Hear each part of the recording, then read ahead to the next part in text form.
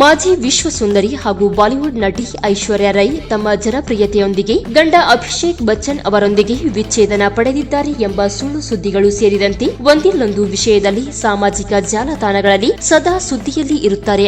ಅದರಲ್ಲೂ ವಿಶೇಷವಾಗಿ ಅಭಿಷೇಕ್ ಬಚ್ಚನ್ ಅವರೊಂದಿಗೆ ವಿಚ್ಛೇದನ ಪಡೆದಿದ್ದಾರೆ ಎಂಬ ಸುದ್ದಿಗಳಂತೂ ಯಥೇಚ್ಛವಾಗಿ ಬರುತ್ತಲೇ ಇರುತ್ತವೆ. ಯಾಕೆಂದರೆ ಸೆಲೆಬ್ರಿಟಿಗಳ ವಿಚ್ಛೇದನದಂತಹ ಸುದ್ದಿಯಲ್ಲಿ ಜನರಿಗೆ ಆಸಕ್ತಿ ಹೆಚ್ಚು.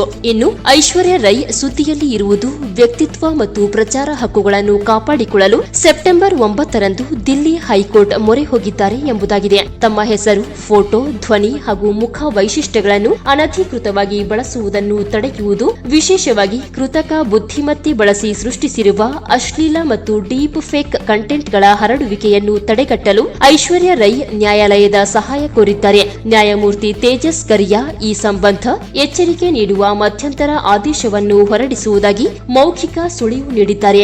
ರೈ ಪರವಾಗಿ ಹಾಜರಾದ ಹಿರಿಯ ವಕೀಲ ಸಂದೀಪ್ ಸೇಥಿ, ನಟಿ ತಮ್ಮ ಪ್ರಚಾರ ಮತ್ತು ವ್ಯಕ್ತಿತ್ವ ಹಕ್ಕುಗಳ ರಕ್ಷಣೆಗೆ ಪ್ರಯತ್ನಿಸುತ್ತಿದ್ದಾರೆ. ಕೆಲವು ಸಂಪೂರ್ಣವಾಗಿ ಅವಾಸ್ತವಿಕ ಅಶ್ಲೀಲ ಫೋಟೋಗಳನ್ನು ಇಂಟರ್ನೆಟ್ನಲ್ಲಿ ಪ್ರಸಾರ ಮಾಡಲಾಗುತ್ತಿದೆ. ಐಶ್ವರ್ಯ ರೈ ಅವರ ಫೋಟೋಗಳು ವ್ಯಕ್ತಿತ್ವವನ್ನು ಬಳಸಿಕೊಳ್ಳಲು ಯಾರಿಗೂ ಯಾವುದೇ ರೀತಿಯ ಹಕ್ಕು ಇಲ್ಲ.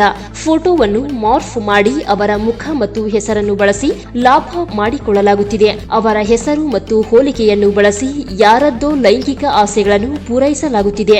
ಇದು ಇನ್ನೂ ದುರದೃಷ್ಟಕರ ಎಂದು ಅಸಮಾಧಾನ ವ್ಯಕ್ತಪಡಿಸಿದ್ದಾರೆ. ಹಲವಾರು ವೆಬ್ಸೈಟ್ಗಳು ಮತ್ತು ಸಂಸ್ಥೆಗಳು ಐಶ್ವರ್ಯ ರೈ ಅವರ ಹೆಸರನ್ನು ದುರುಪಯೋಗ ಮಾಡಿಕೊಳ್ಳಲಾಗುತ್ತಿದೆ. ಐಶ್ವರ್ಯ ವರ್ಲ್ಡ್.com ಎಂಬ ಸೈಟ್ ತಾನು ಅಧಿಕೃತ ವೆಬ್ಸೈಟ್ ಎಂದು ಸುಳ್ಳು ಹೇಳುತ್ತಿದೆ. ಐಶ್ವರ್ಯ ನೇಷನ್ ವೆಲ್ತ್ ಎಂಬ ಸಂಸ್ಥೆ ಅವರನ್ನು ಚೇರ್ಪರ್ಸನ್ ಎಂದು ತೋರಿಸಿದೆ. ಬೇರೆ ಬೇರೆ ಪ್ಲಾಟ್ಫಾರ್ಮ್ಗಳಲ್ಲಿ ಅವರ ಚಿತ್ರ ಹಾಗೂ ಹೆಸರನ್ನು ಬಳಸಿಕೊಂಡು ಕಪ್ಗಳು, ಟಿ ಶರ್ಟ್ಗಳು, ಮರ್ಚಂಡೈಸ್ ಮಾರಾಟ ಮಾಡಲಾಗುತ್ತಿದೆ. ಅತಿ ಗಂಭೀರವಾಗಿ ಎಐ ಬಳಸಿ ಅಶ್ಲೀಲ ಡೀಪ್ ಫೇಕ್ ಫೋಟೋ ಮತ್ತು ವಿಡಿಯೋಗಳನ್ನು ಹರಡಲಾಗುತ್ತಿದೆ. ತಮ್ಮ ಹೆಸರು ಹಾಗೂ ಚಿತ್ರವನ್ನು ಅನಧಿಕೃತ ವ್ಯಾಪಾರ ಅಥವಾ ಡಿಜಿಟಲ್ ದುರುಪಯೋಗದಿಂದ ಕಾಪಾಡಿಕೊಳ್ಳುವುದು, ಎಐ ಆಧಾರಿತ ಅಶ್ಲೀಲ ಡೀಪ್ ಫೇಕ್ಗಳನ್ನು ತಡೆಯುವುದು, ತಮ್ಮ ಗೌರವ, ವ್ಯಕ್ತಿತ್ವ ಹಕ್ಕು ಮತ್ತು ಪ್ರಚಾರ ಹಕ್ಕುಗಳನ್ನು ಉಳಿಸಿಕೊಳ್ಳುವುದು ಐಶ್ವರ್ಯ ರೈ ಅವರು ಕೋರ್ಟ್ನಲ್ಲಿ ಸಲ್ಲಿಸಿರುವ ಅರ್ಜಿಯ ಉದ್ದೇಶವಾಗಿದೆ. ಮುಂದಿನ ವಿಚಾರಣೆ ಬರುವ ನವೆಂಬರ್ 7ರಂದು ಜಾಯಿಂಟ್ ರಿಜಿಸ್ಟ್ರಾರ್ ಮುಂದೆ ನಡೆಯಲಿದೆ. 2026ರ ಜನವರಿ 15ರಂದು ಪ್ರಕರಣದ ಮರು ವಿಚಾರಣೆ ಹೈಕೋರ್ಟ್ನಲ್ಲಿ ನಡೆಯಲಿದೆ. ಇತ್ತೀಚಿನ ವರ್ಷಗಳಲ್ಲಿ ಹಲವಾರು ಭಾರತೀಯ ಸಿನಿತಾರೆಯರು ತಮ್ಮ ವೈಯಕ್ತಿಕ ಹಕ್ಕುಗಳನ್ನು ಕಾನೂನುಬದ್ಧವಾಗಿ ರಕ್ಷಿಸಿಕೊಂಡಿದ್ದಾರೆ. 2023ರಲ್ಲಿ ನಟ ಅನಿಲ್ ಕಪೂರ್ ಹಾಗೂ ನಟ ಅಮಿತಾಬ್ ಬಚ್ಚನ್ ಕೂಡ ತಮ್ಮ ಧ್ವನಿ, ಚಿತ್ರ ಹಾಗೂ ಪ್ರಸಿದ್ಧ ಡೈಲಾಗ್ಗಳನ್ನು ಅನಧಿಕೃತವಾಗಿ ಬಳಸದಂತೆ ಕೋರ್ಟ್ ಆದೇಶ ಪಡೆದಿದ್ದರು. ಭಾರತದಲ್ಲಿ ವ್ಯಕ್ತಿತ್ವ ಹಕ್ಕುಗಳು ಎಂದರೆ ಯಾವುದೇ ವ್ಯಕ್ತಿಯ ಹೆಸರು, ಮುಖ ವೈಶಿಷ್ಟ್ಯ, ಧ್ವನಿ, ಸಹಿ, ಶೈಲಿ ಅಥವಾ ವೈಯಕ್ತಿಕ ಗುರುತುಗಳನ್ನು ಅವರ ಅನುಮತಿ ಇಲ್ಲದೆ ಬಳಸಲು ಯಾರಿಗೂ ಹಕ್ಕಿಲ್ಲ. ಸರಳವಾಗಿ ಹೇಳುವುದಾದರೆ ಒಬ್ಬರ ಖ್ಯಾತಿ, ಜನಪ್ರಿಯತೆ ಅಥವಾ ವ್ಯಕ್ತಿತ್ವವನ್ನು ಬಳಸಿಕೊಂಡು ವಾಣಿಜ್ಯ ಲಾಭ ಪಡೆಯುವುದು ಅಥವಾ ತಪ್ಪಾಗಿ ತೋರಿಸುವುದು ಕಾನೂನು ಬಾಹಿರವಾಗಿದೆ.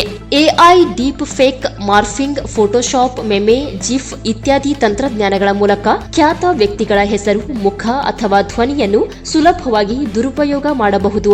ಇದರಿಂದ ಅವರ ಗೌರವ, ವ್ಯಕ್ತಿತ್ವಕ್ಕೆ ಹಾನಿಯಾಗುತ್ತದೆ. ಆದ್ದರಿಂದ ಕೋರ್ಟ್ಗಳು ಈಗ ಹೆಚ್ಚು ಸಕ್ರಿಯವಾಗಿ ತಾತ್ಕಾಲಿಕ ತಡೆ ಆದೇಶ ನೀಡುತ್ತಿವೆ. ಹಾಗಾಗಿ ಭಾರತದಲ್ಲಿ ವ್ಯಕ್ತಿತ್ವ ಹಕ್ಕುಗಳು ಎಂದರೆ ಒಬ್ಬ ವ್ಯಕ್ತಿಯ ಹೆಸರು, ಮುಖ, ಧ್ವನಿ ಹಾಗೂ ವ್ಯಕ್ತಿತ್ವವನ್ನು ಕಾನೂನುಬದ್ಧವಾಗಿ ರಕ್ಷಿಸುವ ಹಕ್ಕು ಎಂದು ಹೇಳಬಹುದು.